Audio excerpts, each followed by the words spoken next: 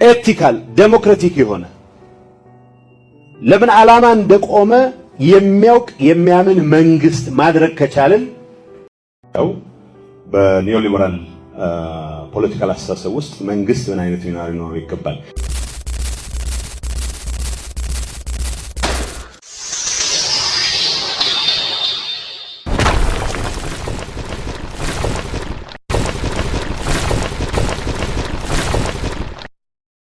እቲ ብነበር ፕሬዝዳንት ጊዜያዊ ምሕዳር ትግራይ ኣይተ ጌታቸው ረዳ ዝምራሕ ብርከት ዝበሉ ነበር አባላት ውድብ ህዝባውያን ሓርነት ትግራይን ማእኸላይ ፖሊት ቢሮን ትካላት ትእምትን ይርከብሉ እዮም ዝተባሃለ ሊበራል ዲሞክራሲ ትግራይ ዝብል ሓድሽ ውዳበ ብርከት ዝበሉ ሓሳባት ክወሃብሉ ቀንዮም እዮም።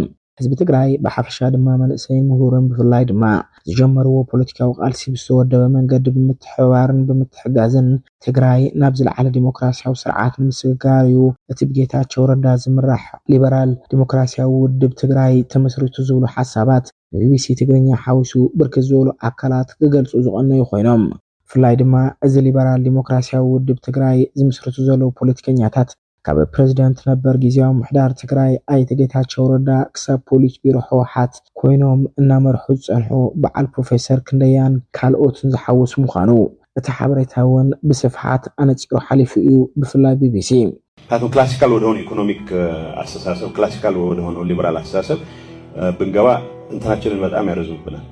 እቲ ሕጋዊ ኣፍልጦን ምርካብ ይንቀሳቐሰሉ ዝተባሃለ ሓድሽ ፓርቲ ነቲ ብሌተናንት ጀነራል ታደሰ ወረደ ዝምራሕ ዘሎ ጊዜያዊ ምሕዳር ትግራይ ድሕሪ 1 ዓመት መረፃ ተኪኡ ድማ ሕጋዊ ብዝኾነ መንገዲ ኣብ መረፃ ተሳቲፉ ትግራይ ንምምራሕ ባህግን ድሌትን ከም ዘለዎ እውን ክግለጽ ጸኒሑ እዩ።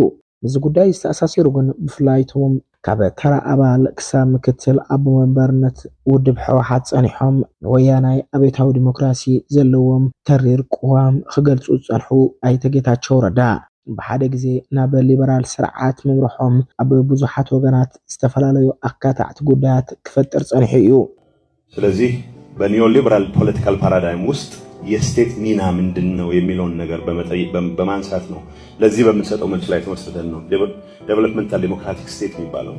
እዚ ጉዳይ ዝብስተኣሳሰር ምናልባት እቲ ሓድሽ ምስረቶ ዘሎ ፓርቲ ካልእ ተወሳኺ ቅርንጫፍ ብልጽግና ፓርቲ ኣብ ትግራይ ክኸውን ክእል ዝብሉ ሓሳባት ክግለጹ እኳ እንተቐነዩ ብመሰረት ቢቢሲ ካብ ፈለጥቲ ውሽጢ እቲ ሓድሽ ፓርቲ ረኺበዮ ዝበሉ ሓበሬታ ድማ እቲ ውድብ ምስ ብልጽግና ከም ካልኦት ማንም ፓርቲታት ካብ ዘራኽቦ ርክብ ወጻኢ ዝኾነ ይኹን ዓይነት ዝተፈለየ ይኹን ቅርንጫፍ ኮይኑ ክቕጽል ድሌት ከም ዘይብሉ እዩ ክግለጽ ጸኒሑ።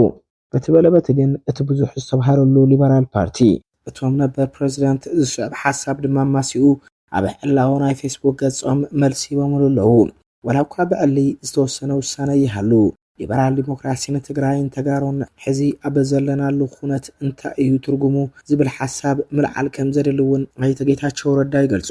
ህልውናና ከም ብሄር ንምውሓስ ሕዚ ገጢሙና ዘለዉ ዝተሓላለኹ ሽግራት ዘላቕ ብዝኾነ መንገዲ ንምፍታሕ በቲ ስልጣን ወይ ዕንወት ብዝብል ጉጅለ ዝተበተነ ሓይሊ ንምእካብ ዓቕሚ ይፈጥር ዶ ንዘትየሉ ዝብል ሓሳብ ድማ ሂቦም ኣለዉ። ትግራይ መማረፅታት እምበር ብሕታዊ መማረፂ የድልያን ዝበሉ ኣይተ ጌታቸው ረዳ ኣነ ድንገት ብድጊለ ሊበራል ዲሞክራቲ ዝብለሉ ምኽንያት የለን እንተኾነ ግን ንዘትየሉ ተጋሩ ተኣኻኺብና ድማ ኣድማዕ ስራሕ ክንሰርሕ ስለዝደሊ ኩሉ ይዘትየሉ ዝብል ሓሳብ ሂቦም ኣለዉ።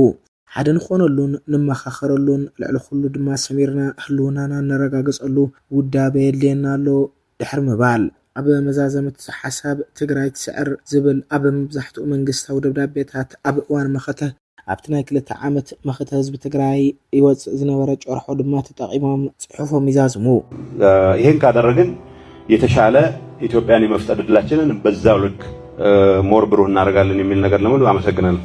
ሊበራል ዲሞክራሲ ኣብ ትግራይ የድልያዶ የድልያን ንዛትየሉ ዝበሉቶም ፕሬዝዳንት ብዛዕባቲ ካብ ጉንበት ንድሓር ብቦርድ መረፃ ኢትዮጵያ ኣፍልጦ የብሉን ክበሃል ዘሎ ሕወሓት ተኣሳሲሩ ዘልዕልዎ ሓሳብ የለን።